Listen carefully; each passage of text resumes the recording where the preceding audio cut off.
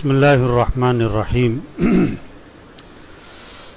حضور اکرم صلی اللہ علیہ وسلم کا ارشاد ہے، بے شک آدمی البتہ محروم کر دیا جاتا ہے کسی رزق سے، بے شک آدمی البتہ محروم کر دیا جاتا ہے رزق سے اس گناہ کی وجہ سے جو وہ کرتا ہے۔ پھر سنو، آپ صلی اللہ علیہ وسلم نے فرمایا کہ بے شک آدمی البتہ محروم کر دیا جاتا ہے۔ دو دفعہ تاکید ہے، بے شک تاکید، البتہ یقیناً اللہ کے نبی کی بات ہے ہی پکی، لیکن جب دو دفعہ اس پر آپ نے تاکید کے لفظ بولے، اس کا مطلب ہے یہ بات بہت ہی زیادہ مضبوط ہے۔ آپ نے کہ بے شک آدمی البتہ محروم کر دیا جاتا ہے اس رزق کی وجہ سے، اس گناہ کی وجہ سے جو وہ کرتا ہے۔ کوئی رزق اس کو ملنا ہوتا ہے، کوئی خوشی، کوئی نعمت، کوئی انعام، کوئی فائدہ، کوئی نفع کی چیز، لیکن یہ کوئی گناہ کر بیٹھتا ہے، اس گناہ کی وجہ سے اس رزق سے وہ کیا کر دیا جاتا ہے؟ محروم کر دیا جاتا ہے۔ جیسے باپ نے نیت کی کہ بیٹے کو میں یہ چیز دوں گا، اس کے بعد بیٹے کی کوئی غلطی باپ کے سامنے آ گئی، اس نے کہا نہیں دینی۔ ہوتا ہے کہ نہیں ہوتا ہے؟ کسی کمپنی میں ایک آدمی ملازمت کرتا ہے، کمپنی والوں نے اس کی ترقی کا سوچا ہوتا ہے، لیکن اس کی کوئی غلطی پکڑی جاتی ہے تو اس کی ترقی پھر کیا ہوتی ہے؟ روک دی جاتی ہے نا۔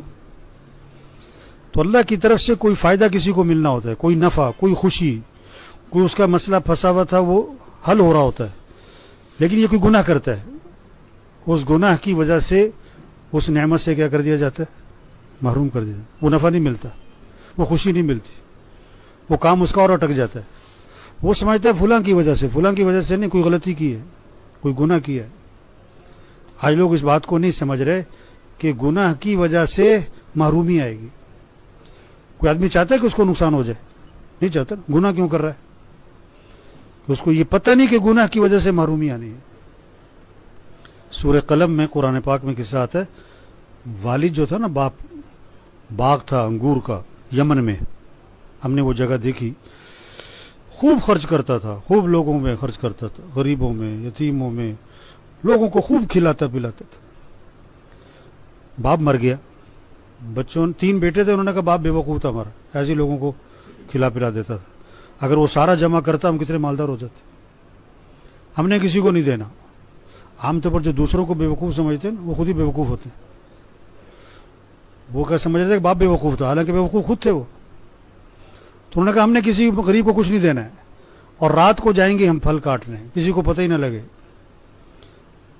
تو ایک عذاب آیا، قرآن پاک میں آتا ہے فطاف علیہا طائف من ربک وہم نائمون، کہ وہ ابھی سو رہے تھے، اللہ کی طرف سے ایک آگ کا عذاب آیا، پورے باغ کو جلا کے راکھ کر دی۔ جب وہ وہاں پہنچے تو انہیں باغ نظر ہی نہیں آیا، وہ سمجھے راستہ بھول گئے، دائیں بائیں ہو کے دیکھا، انہوں نے کہا نہیں راستہ نہیں بولے، اللہ کا عذاب آیا۔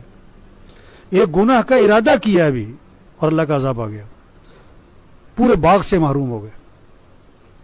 تو دیکھو یہ بات سب کو سمجھانی ہے، یہ بات سب کو، کہ گناہ کی وجہ سے کیا ہوگا؟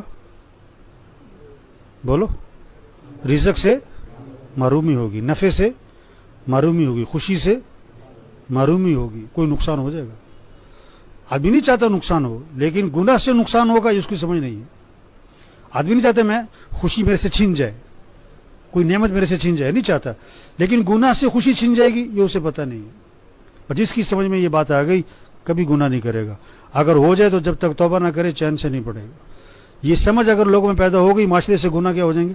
ختم ہو جائے۔ تو یہ بات دوسروں کو سمجھانی ہے، ٹھیک ہے نا جی؟ الحمدللہ رب العالمین۔